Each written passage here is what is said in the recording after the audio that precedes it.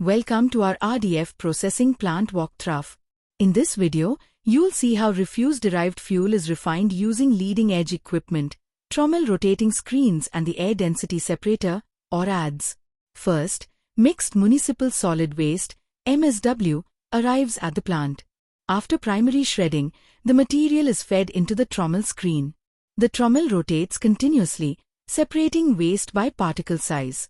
Finer fractions such as soil, sand, and tiny debris drop through the holes, while larger pieces like plastics, textiles, and wood move forward. This screening helps remove unwanted fine materials and prepares the oversize fraction for further sorting. Next, the oversize stream moves to the air density separator.